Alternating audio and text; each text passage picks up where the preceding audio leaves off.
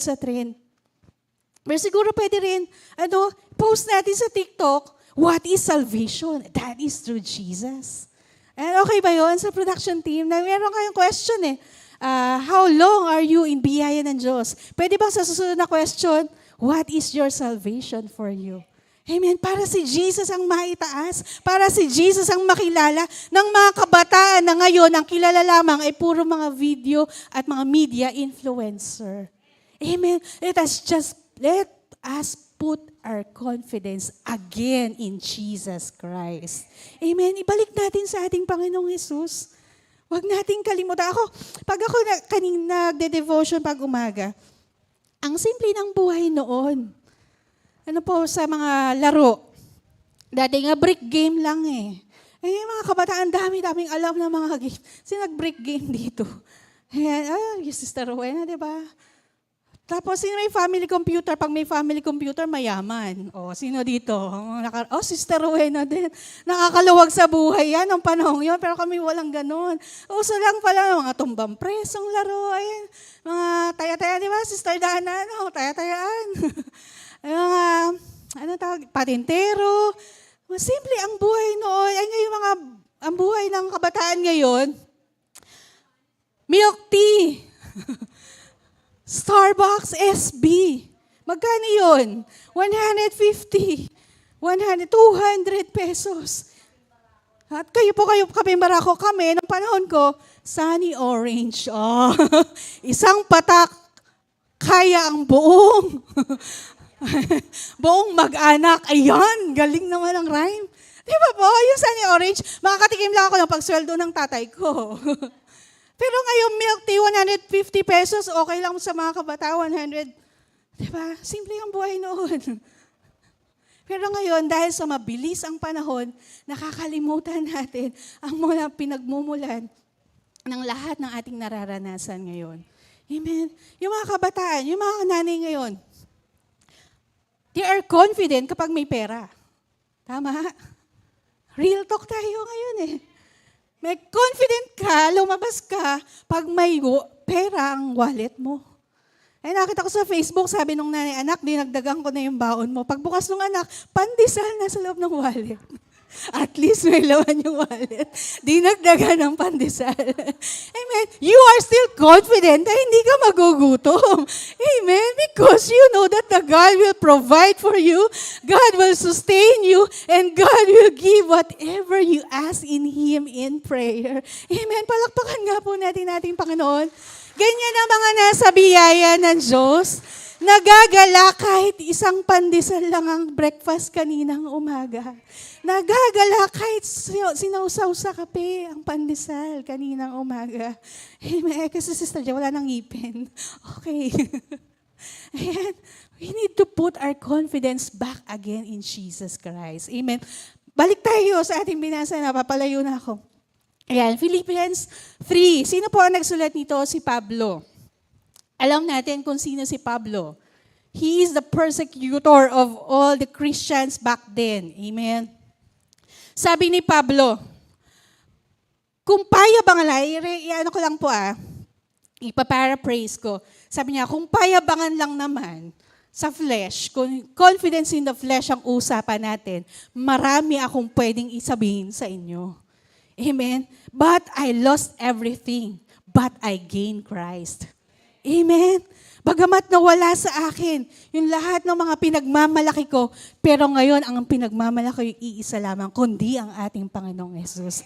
Amen. Napakaganda nun, no? Sabi niya, I have so many things to be proud of. Unang-una, anong sabi niya doon? Sabi niya doon sa verse 5. Sabi niya, I am circumcised on the 8th day. Noon kasi, ang batas ng Diyos, kailangan tuliin na agad. Pagkapanganak, Amen. Labanan ng tulian ko. Bakasyon pa naman. So, kalalaki. Okay lang yan. Huwag kayong mahiya. Sabi ni Pablo, I am circumcised. So, ibig sabihin, sumunod siya dun sa patakaran ng ating Panginoon. Ano pa ang pangalawang pinagmamalaki ni Pablo? Sabi niya, of the people of Israel, I am of the tribe of Benjamin. So, ibig sabihin, galing siya dun sa tribo ni Benjamin. So, ano ba yung tribo ni Benjamin? Ito po ang tinatawag na sabi noon, sabi sa aral, ang tribo ni Benjamin, nandun po kinuha o doon nanggagaling lahat ng mga hari noon. So, ibig sabihin, maganda tong angkan na to kasi dito pala pinipili lahat ng nagiging hari. Amen? Ang sabi pa niya, I'm also a Hebrew of Hebrews. Ibig sabihin, my parents are Israelites. So, Hudyo ang aking mga magulang. Amen? So, marami siyang pinagmamalaki. Sabi pa niya, in regard to the law, a Pharisee. A Pharisee. So, siya po ay isang estudyante at matalinong estudyante ni Gamaliel. Amen? Parang top 1. Yan, matalino siya. Alam niya kung ano yung mga law. Alam niya yung mga katuruan. So, maalam ni Pablo, meron siya ipagmamalaki sa sarili niya kung titignan niya yung kanyang sarili. If he will just put the confidence in his flesh, ay walang makakatalo sa akin. Amen? Mayabang ako. Marami ako ipagmamalaki. Amen? Ano pang sabi niya? I persecute the church. Amen? Ay, sino nakatalo sa akin? I persecuted all the Christian. Lahat takot sa akin eh. Amen? Kung meron lang siyang ipagmamalaki, lahat kayo takot sa akin. Wala kayong ilalaban sa akin, sabi ni Pablo. Ano pang sabi niya? And as for the righteousness based on the law, faultless. So he was faultless. If he just put his confidence on his flesh, he was faultless. Minsan ganyan tayo, no? Akala natin tayo lang yung tama. Akala natin tayo yung magaling. Akala lang natin tayo yung kailangan ng kapwa mo. Ikaw lang ang pag-asa ng kapwa mo. Amen? Pero kapag patuloy kang lumalakad dun sa ganong kaisipan, ikaw ay mapapahamak. Amen? Ikaw ay mapapahamak. But if you surrender your life to God and you put your confidence in Jesus, your purpose will be fulfilled. Amen? God will use you if you just put your confidence in Him. God will use you to be a blessing to others if you will just put your confidence in Jesus.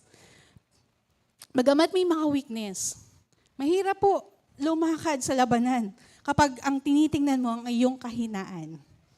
Amen? Kapag ikaw tinitingnan mo, hindi ko kaya to. May pagsubok akong malaki.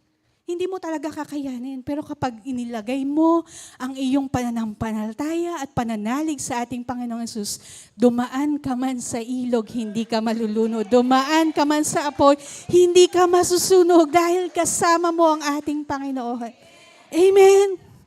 Amen. Kanina umaga sabi ng asawa ko, oh, ingat-ingat ka. Huwag ka masyadong bobomba sa preaching. Baka mga nakanin. Hindi natin masabi. Kasi, alam mo yung excitement to proclaim, to declare that I am confident because I have Jesus. Amen. I am confident to preach. I am confident to tell you the word of God because I know that Jesus is in me. Ganon din po kayo. Di ba, pagpasok niyo pa lang dito, confident ka, taas noo. Ay, paglalakad pa lang ni Sister Imelda, daig pa ang Miss Universe 19. Forgotten. Amen. You are too confident with yourself because you know that you have that Jesus. You have that sweet Jesus in your life. Amen. Napakaganda mabuhay kapag kasama natin na ating Panginoong Hesus. Dumaan po ako sa labanan. Iba tong pregnancy na to. Pang-apat ko po ito para sa mga hindi nakakaalam. Grabe po itong pregnancy na ito. Ibang journey po ang aking nilalakaran. Pero dahil kasama ko ang ating Panginoong Hesus, pinadadali niya ang lahat para po sa atin. Palakpakan nga po natin ating Panginoon. Amen. When you are confident, ano sabi dito? What is confidence? Ay, kanina pa natin pinag-uusapan. Ano ba yung confidence, Sister Jen? Ayan, sabi po ni Google, the feeling or belief that one can rely on someone or something, or fear, or trust. Ayan, you have trust. You put your confidence, so ibig sabihin, nagtitiwala ka sa kanya or to someone. Katulad ng inuupuan nyo, you are confident, Masarap umupo dyan sa inuupuan nyo dahil bukod sa bagong plancha, salamat po sa ushering team ha. Kailan po kayo nagplancha, Sister Grace? Last week po. Bagong plancha, malinis, bagong laba. Bukod sa bagong laba at bagong plancha ang inuupuan nyo, you are confident na matibay yung upuan nyo. Kaya relax kayo.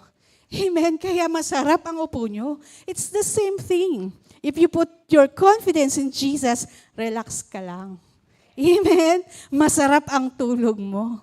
Amen? Maganda ang ngiti mo paggising mo sa umaga.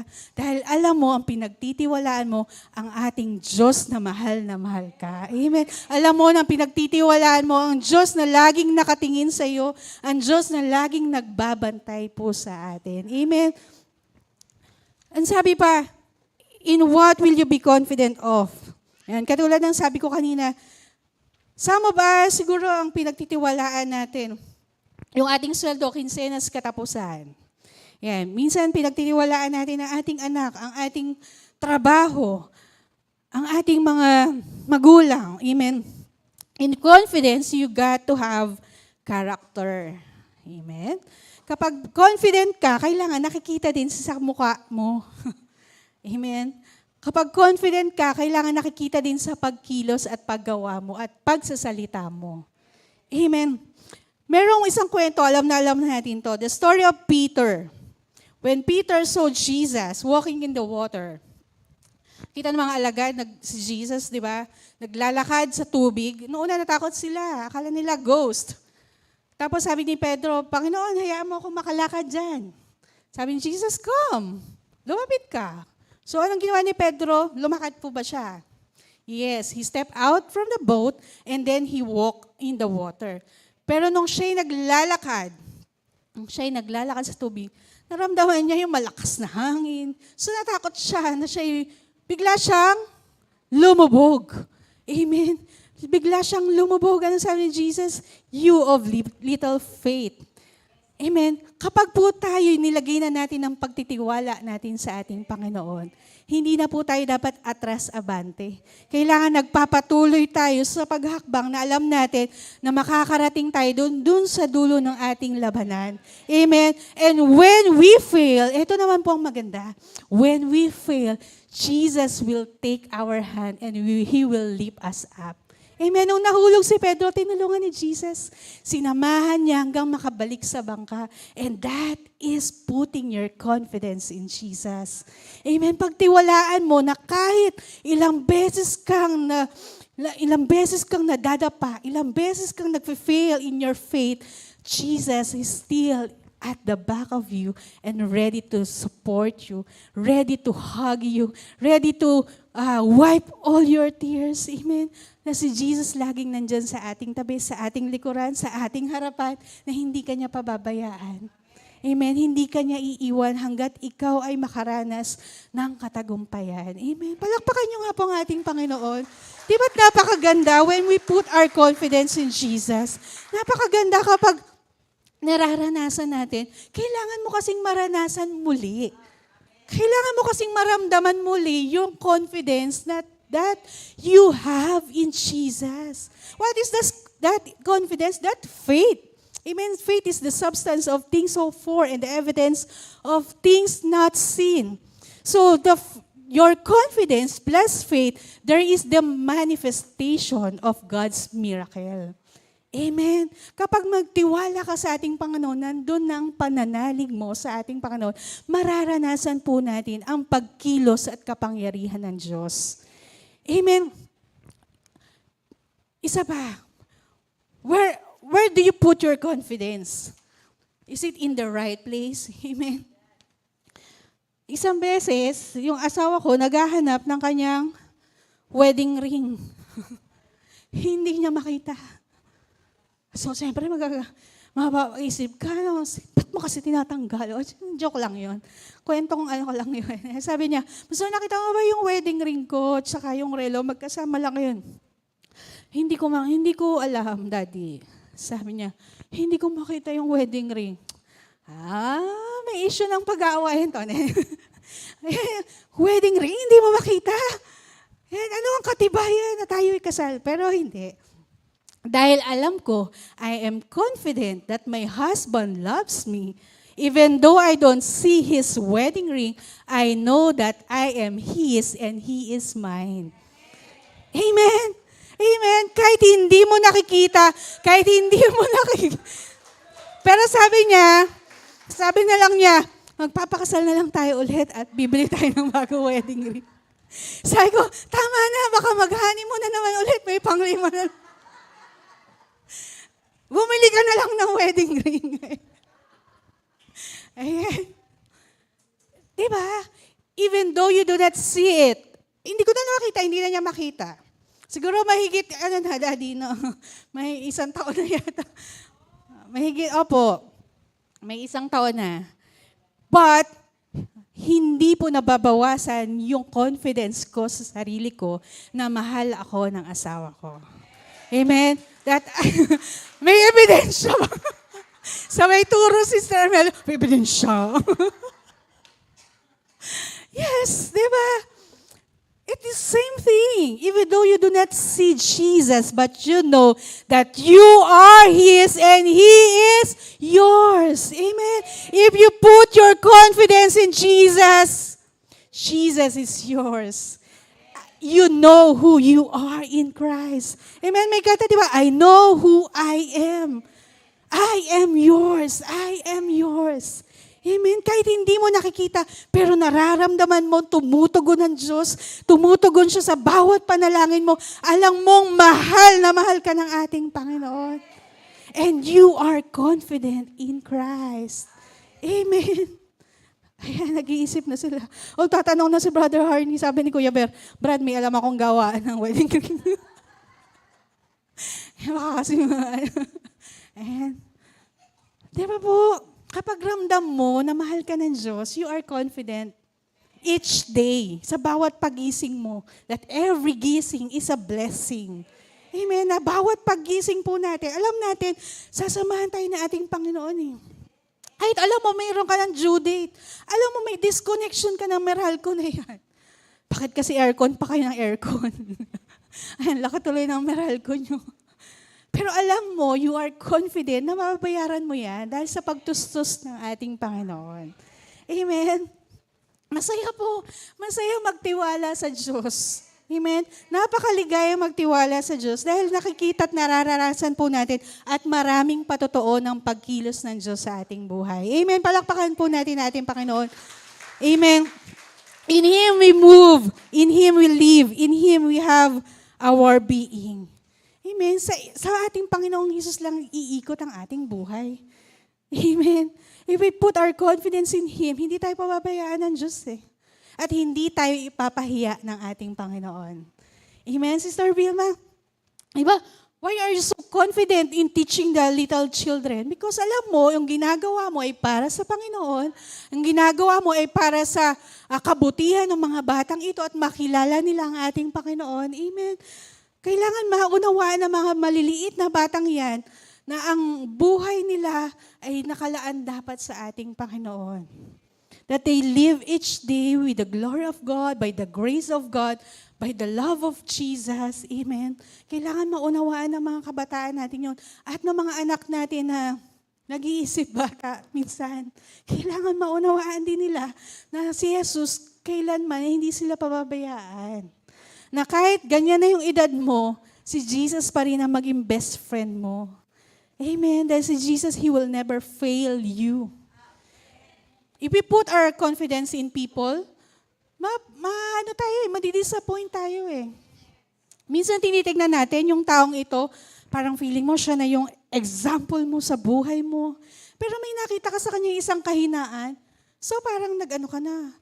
Ay, bakit ganun? Siya pa naman ang nilook up ko. Pero bakit ganito siya? Bakit ganito siya? So, madidisappoint ka. Mawawala yung confidence mo sa kanya. Mawawala yung pag-asa mo. Akala mo siya ang babago ng buhay niyo. Pero dahil nga, ang tao ay may kahinaan, he will fail you. Amen. Pero kapag nilagay mo, nilagak mo ang pagtitiwala natin sa Panginoon, buhay na walang hanggan ang regalo ng Diyos sa iyo. Amen. Buhay na walang hanggan, an everlasting life ang pinapangako ng Diyos para po sa atin. If we will just put our confidence in Jesus. Amen. Don't give up. Ayan. Do not give up God just because people in the church let you down. Minsan may ganito po, no? Ang sakit minsan kapag mga tao pa sa simbahan, yung akala na, yung ating inaasahan, pero hindi nila nagampanan yung ating inaasahan. So, sometimes you tend to give up on God. Alis na ako dun sa simbahang yun. Alis na ako sa pananampalatayang yun. Kasi, itong taon to, sabi niya, Kristiyano siya. Sabi niya, tutulungan niya ako. Hindi naman niya ako tinutulungan. Kaya tayo mapapahamak kapag sa tao tayo nagtiwala. Amen. Wag na wag po tayo magtitiwala sa tao. Do not put your confidence in your leaders, sa mga tagapanguna sa simbahan. But there's a difference. Ito po ha. There is a difference of putting your confidence in those leaders and respecting those leaders. Naunawaan natin? May kaibahan yun ha. Even though hindi po siya yung inaasahan, hindi na siya yung pag-asa mo, pero kailangan mo pa rin siyang igalang. Amen? Nag-gets po ba natin yun?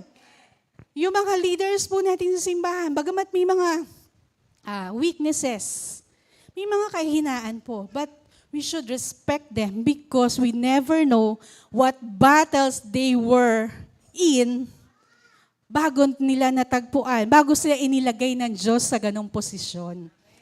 Amen? Maraming laban ng pinagdaanan yan. Marami din niya mga kasakitan at mga kaluhang naubos. Amen? Kaya you should respect. Sa mga kabataan natin, sometimes I observe this. Huwag niyong lalampas-lampasan lang yung mga manggagawa at mga lingkod ng ating Panginoon.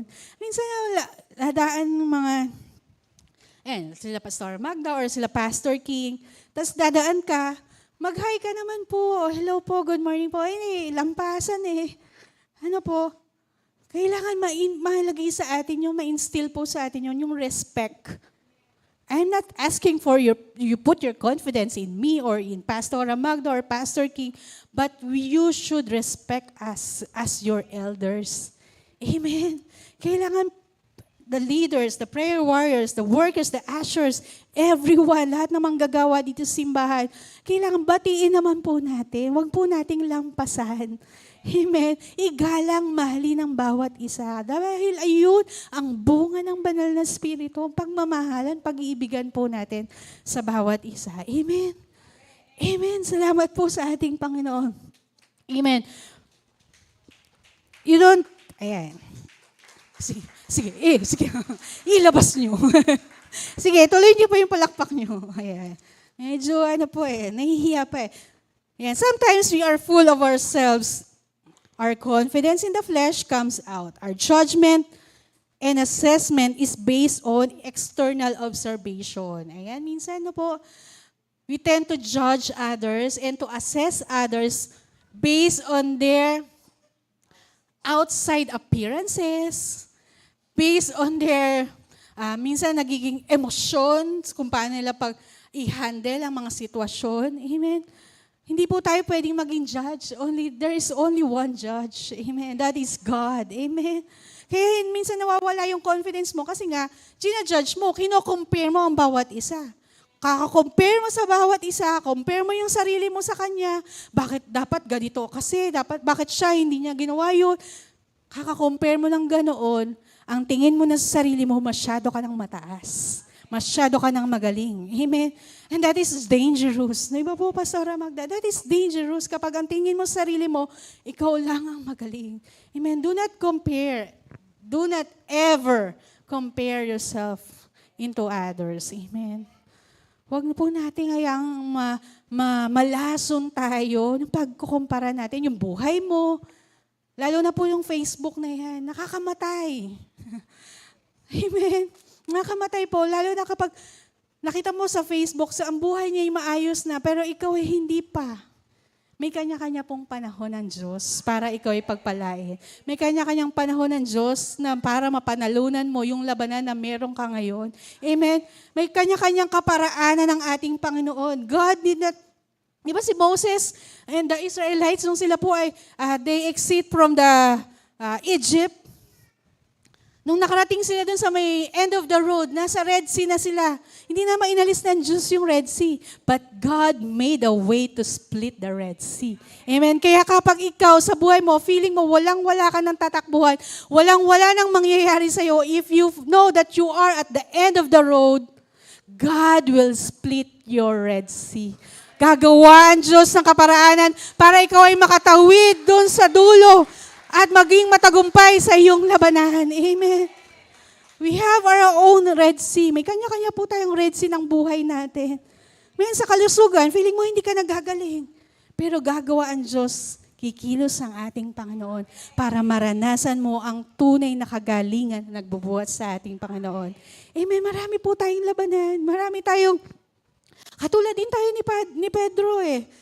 Kapag nakita natin na malakas na hangin, may mga bagyo, lulubog tayo eh. Pero hindi tayo pababayaan natin, Panginoon Jesus. Tutulungan ka niya, iaangat ka niya, yayakapin ka ng ating Panginoon Jesus. Amen.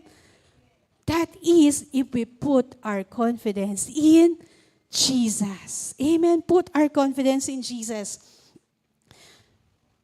Minsan pa, sasabihin pa natin, pagko-compare natin, sino bang maalab sa simbahan? Sino ang hindi?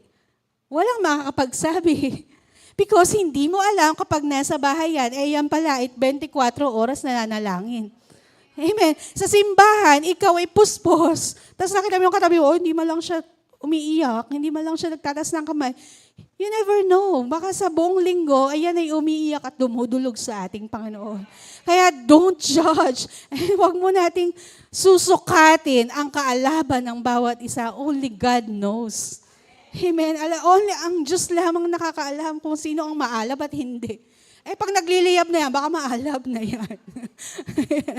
Ayan, di ba? Baka mainit na yan. Hipuin mo. Yung katabi mo, ay, nag-aalam na, sister. Yung pala, nilalagnat. Ayan, di ba? Ipanalangin mo. There is only one way to know and to measure. Di, panalangin mo. Kung hindi mo ma-measure, lagi po natin ipapanalangin yung ating kapwa. Kung sa tingin mo, hindi siya maalam, and then pray for her. Pray for him. Amen. And wag mo silang anong tawag po doon? Iko-condemn. Huwag natin silang iko-condemn. Mga kabiyaya, Sister Greg, huwag natin silang iko-condemn. Dahil we never know their battles. Hindi natin alam kung anong labanan meron sila. Amen. At hindi po natin alam kundi ang kaya nating gawin ay ipanalangin sila at dalhin sila dun sa pagtitiwala sa ating Panginoon. Amen. Yakapin mo, yakagin mo, akayin mo, patungo dun sa pananalig na sa tingin mo'y meron ka. Amen. But do not compare your faith to them. Amen. Ayan, tayo mimik na. Ay. Praise God. Put our confidence only in Jesus. Marami pong mga karanasan. Ako, I personally, may mga tinignan din akong tao, pero may nakita akong mga hindi tama. Naranasan ko po na ma-disappoint. Naranasan ko po na mawala ng gana. Ayun po yung term mo. Minsan nakakawalang gana kapag tumingin ka sa tao tapos hindi mo nakita yung inaasahan mo sa kanya, mawawalan ka ng gana eh. Pero kapag nakatingin ka lamang doon sa Panginoong Jesus na siyang pinagmumulan ng pag-ibig, siyang pinagmumulan ng katwiran, pinagmumulan ng katapatan, ikaw ay laging magiging masigasig sa paglilingkuran sa ating Panginoon. Amen? Lagi kang magiging malusog, lagi kang magiging malakas, lagi kang magiging maligaya, at lagi kang excited na pumunta sa bawat gawain at maging kabahagi ng pagpapahayag ng salita ng ating Panginoon. Amen. Lagi lang po nating tingnan ang ating Panginoong Jesus. Iwasan po natin na tingnan ang kahinaan ng tao. Amen. Lagi lamang sa ating Panginoong Yesus. Sabi ni Paul in verse 8, I lost my confidence. So when Paul lost his confidence, anong ginawa niya? He humbled himself unto Jesus. Amen? Paano nangyari yun? Paano ba nangyari na nawala yung pagmamalaki ni Paul sa kanyang sarili? Isang pagkakataon po, in Acts, hindi ko na ilagay dito, I think chapter 9 po ata yun, yung si Paul na-encounter na si Jesus. Yan, para sa mga nakabasa po nun. Diba, when Paul is going to Damascus, ayan. Nung papunta po si Pablo, o Saul pa po siya noon, si Saul, he is going to Damascus para puntahan lahat ng mga Kristiyano, ibalik, at para patawan ng kaparusahan. Ayan, papunta siya doon sa Damascus. There is a sudden, or there's a lightning po ba yun? There's a light na tumama kay Saul, and then he fell down from his horse, at siya ay nabulag. Amen? Di ba nabulag si Saul nun? Nung may matinding liwanag na nag-strike sa kanyang mga mata. And then, a voice told him, sabi niya, Saul, ayan, sabi niya, who are you? Sabi ni Saul, I don't know. Tinanong siya who are you? I don't know. Kita niyo po yun. Yung isang mapagmalaking tao, but when there's something that happened to him, bigla kang mag-humble yourself I don't know. Tapos nagtanong siya back dun sa voice na yun. Then who are you? Sabi niya, I am Jesus. I am Jesus. So that's the time Saul lost his confidence. That's the time Saul surrendered his life. That's the time Saul know that he is the weakest. Amen. And he is now facing the strongest. Amen. So naalis yung lahat ng pagmamalaki sa sarili ni Saul. So anong dapat natin palang gawin? When Saul was na-strike siya ng lightning, he fell down from his horse. And he humbled himself. Anong dapat natin gawin? We should fall down on our knees and humble ourselves to Jesus. Dahil alam po natin, we were nothing without Christ. Alam natin that we were nobody, but when Jesus became part of our life, we became somebody. Amen. We now receive the righteousness of Jesus. Kaya nakakaharap tayo sa ating Panginoon, sa ating Diyos Ama sa langit, because of that righteousness that Jesus gave us. Amen. Kailangan po natin we humble ourselves. Kailangan natin we fall on our knees. Kailangan natin we surrender our life to Jesus so that you can put your confidence not in your flesh but in Jesus alone. Amen. Alisin po natin yung kayabangan sa ating sarili. Amen. Alisin po natin yung pagmamataas po natin sa ating laman. Because we are now living in spirit. Tayo po ay nabubuhay na sa Espiritu ng ating Panginoong Yesus. Amen? At kapag tayo lumalakad sa Espiritu ng ating Panginoon, sabi, you are my sons. Amen? Lahat tayo po ay mahal ng ating Panginoon. God loves us. Amen? Tayo iniibig ng ating Diyos. Amen? Kaya po patuloy po nating maging mapagpakumbaba sa harapan ng ating Panginoon. Mahirap. Sometimes mahirap po no? Pero sabi nga po, it is not an overnight but it is a process. Proseso po ito. Proseso po ito ng iyong pagtitiwala at pananalig sa ating Panginoon. Sabi nga po, God is not after the quality of our faith, but God is after the endurance of our faith. Ano ibig sabihin nun? Naniniwala ka sa Diyos na siya ang magpapagaling.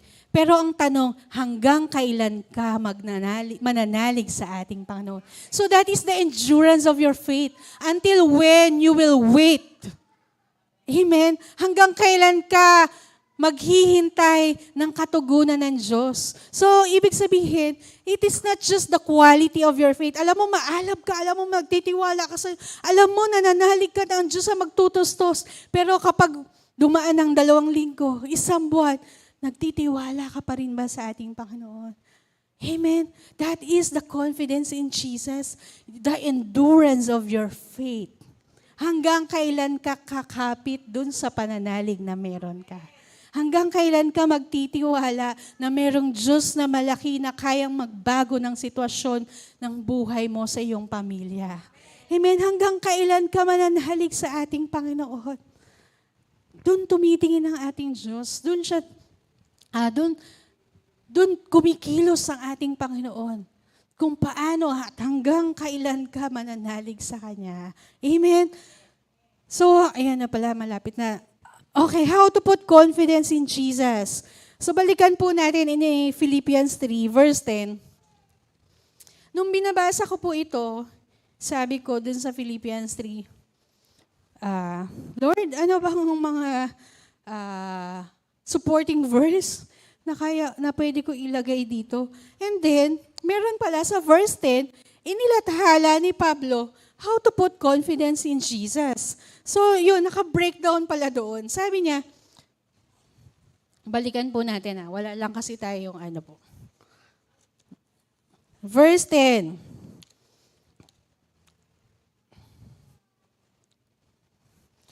Sabi ni Pablo, unang-una, I want to know Christ. So you can put your confidence in Jesus if you know Christ. Kailangan kilalanin mo ang ating Panginoong Jesus. How can you put your confidence to someone na hindi mo kilala? Amen? Tama po? Paano mo pagtitiwalaan ko dahil sabihin nung nakasabay mo lang, sis, ihatid na kita pa uwi. Hindi mo naman kilala. Sasabay ka ba? Dahil wala kang pamasahe, sasabay ka na. Kahit hindi mo kilala.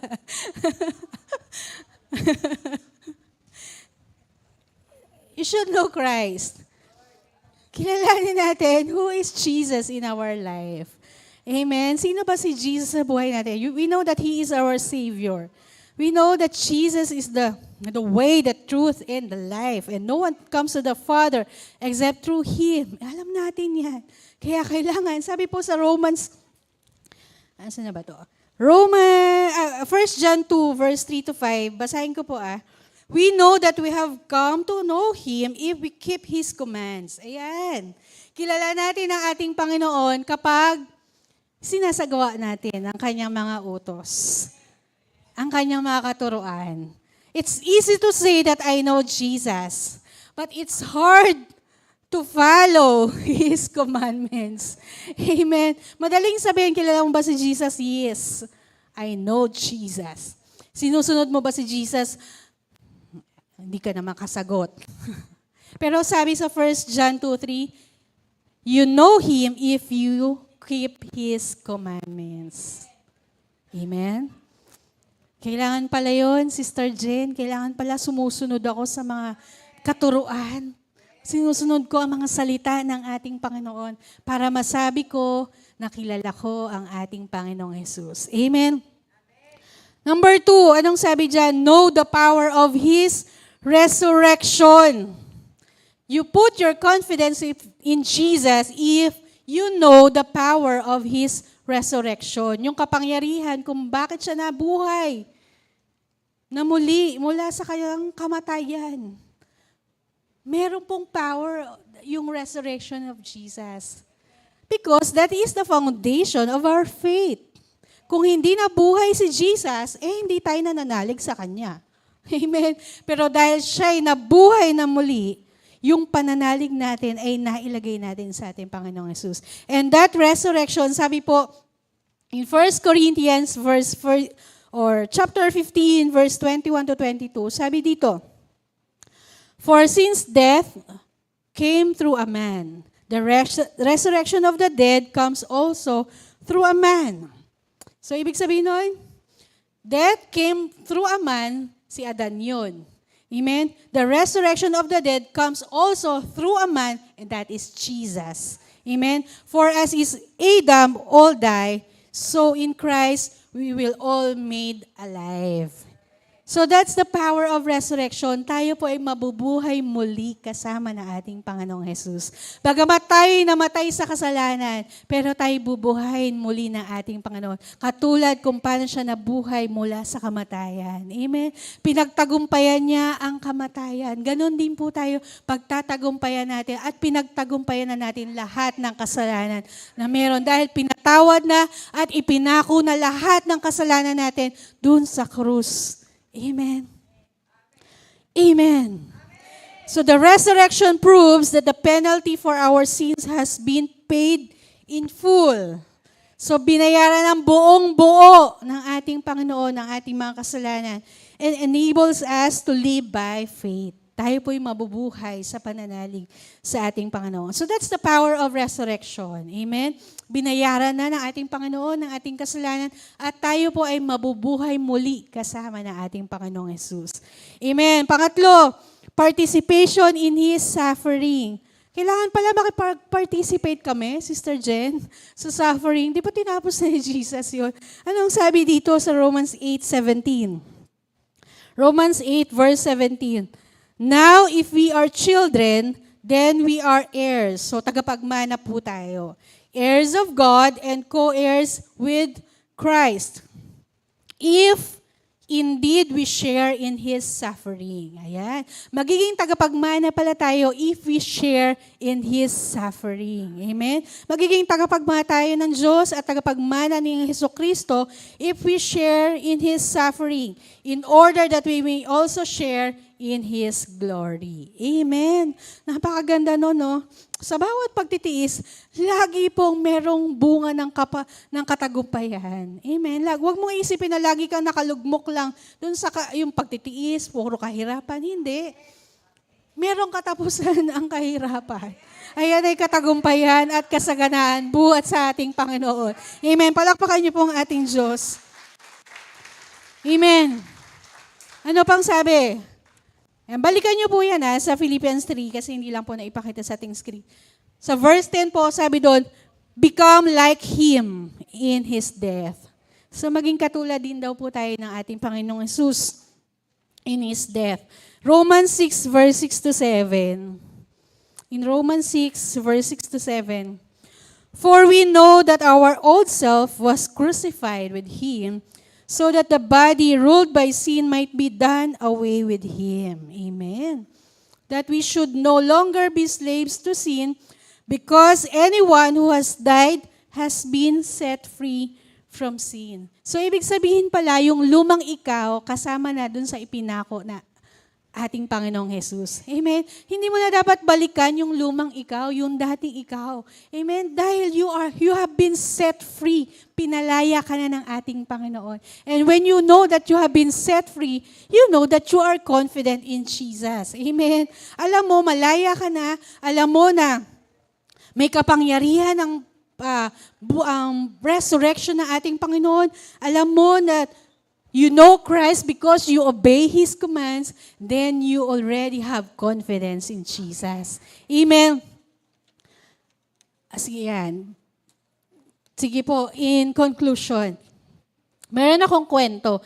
Sayang walang picture. Yan, may kwento po ako. Merong isa pong babae.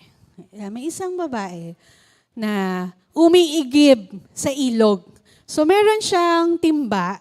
Ay, alam niyo yung timba. Ano pa ba ang term sa iba? Balde. Ayan. May balde. Yung para sa magtataho, yung nakasampa dito. Meron sa kanan, meron sa kabila, sa kaliwa.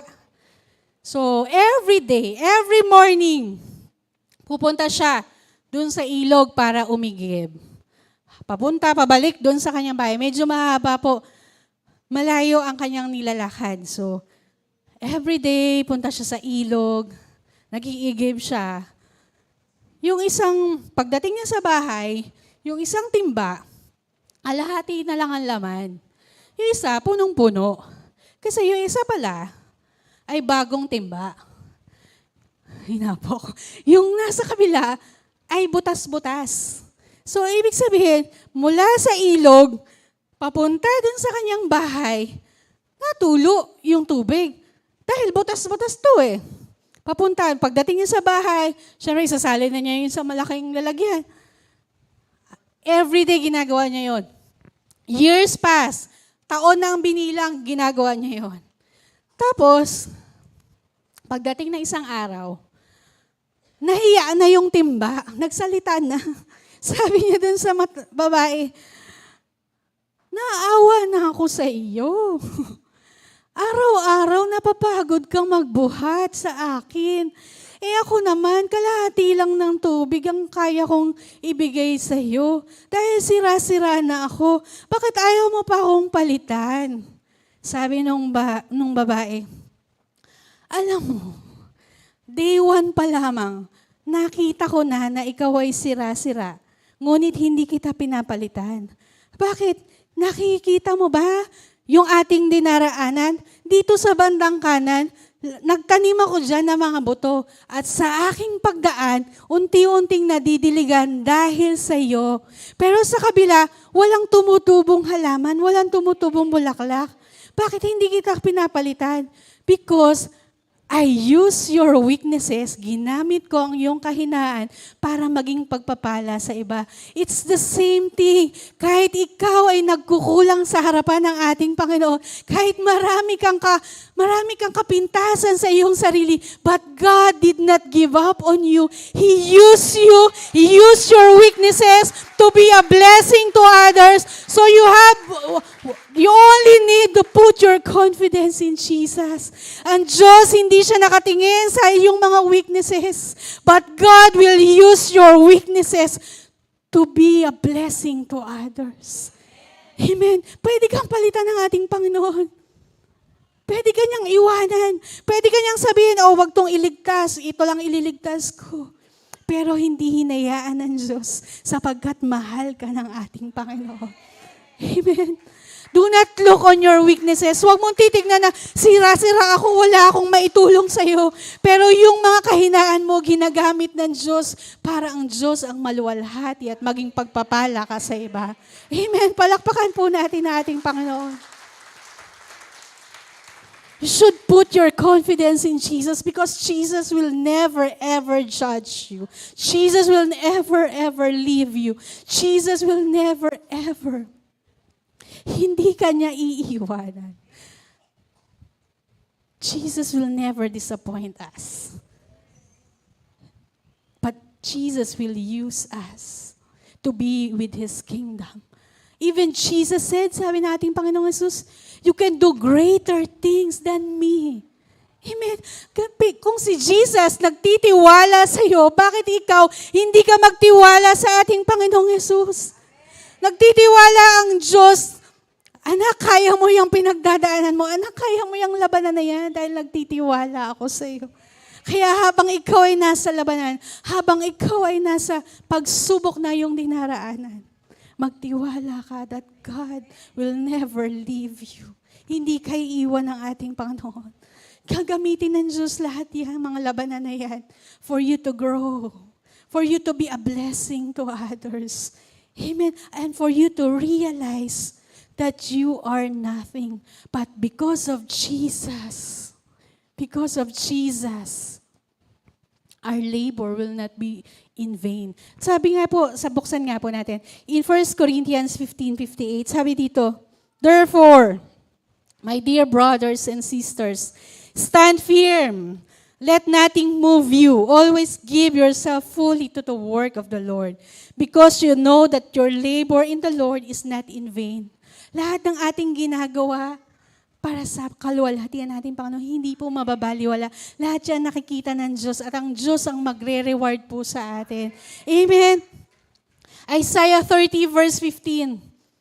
Sige po, tayo pong lahat ay tumayo na.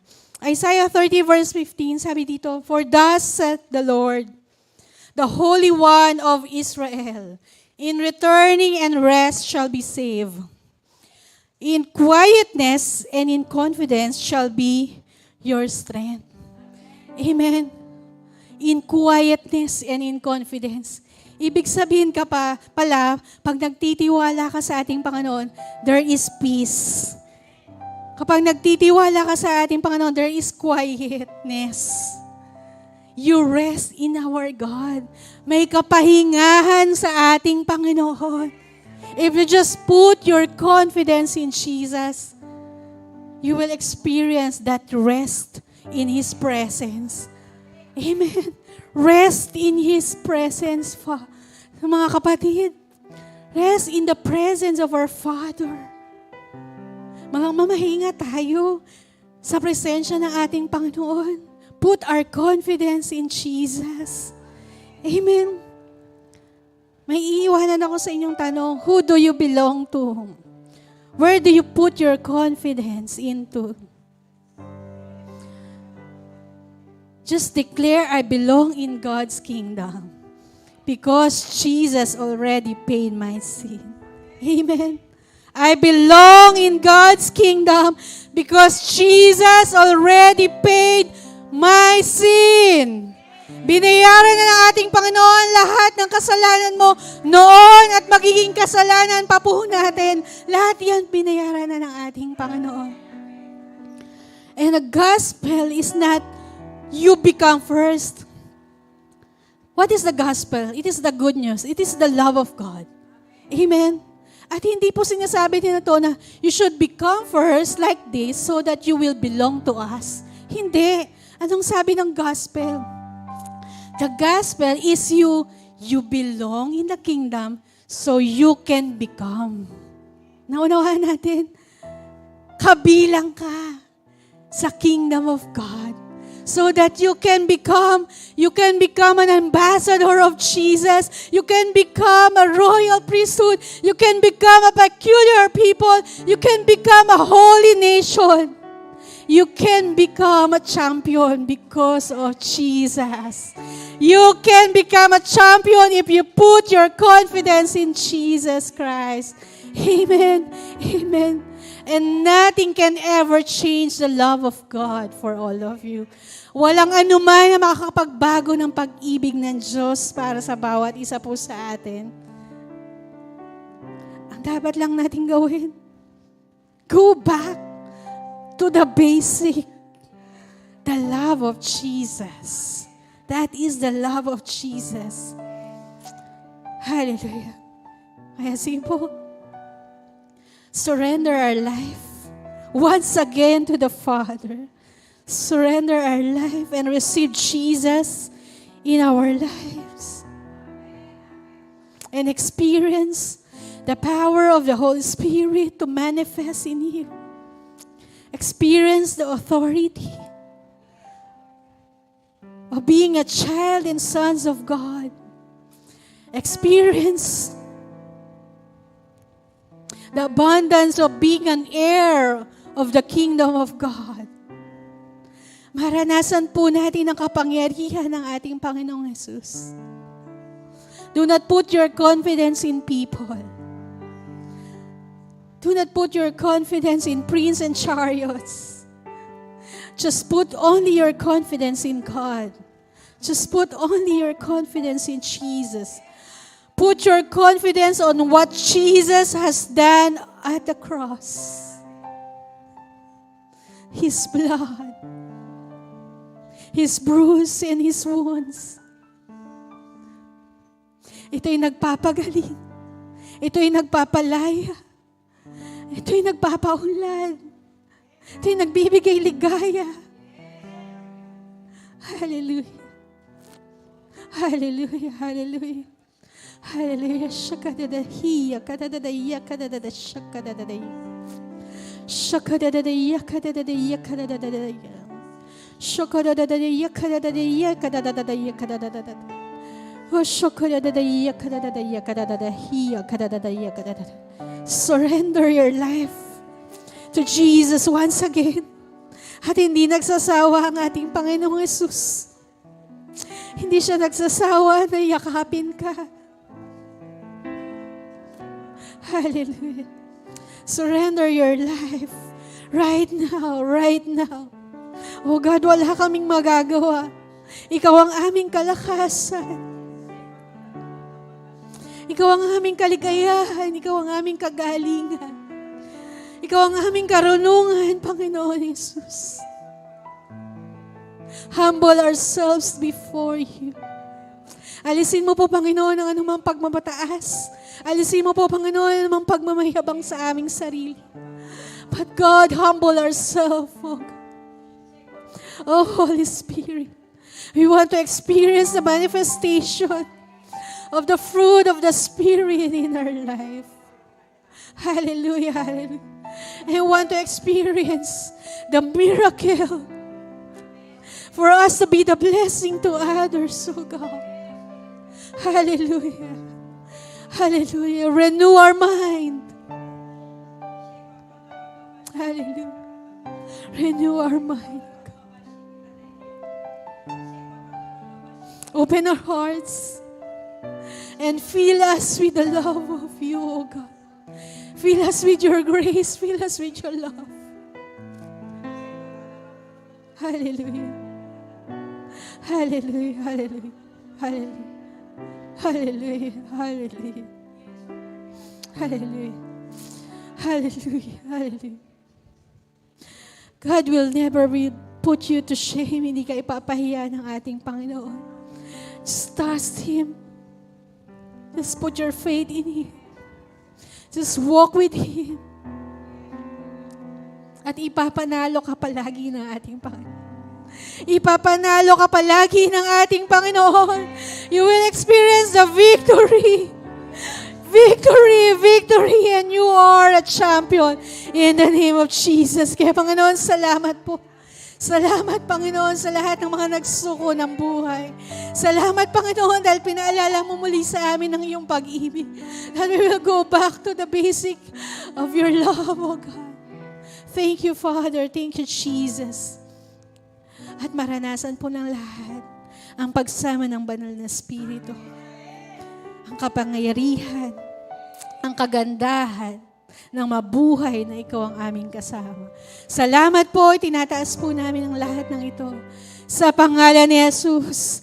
Amen, amen, amen.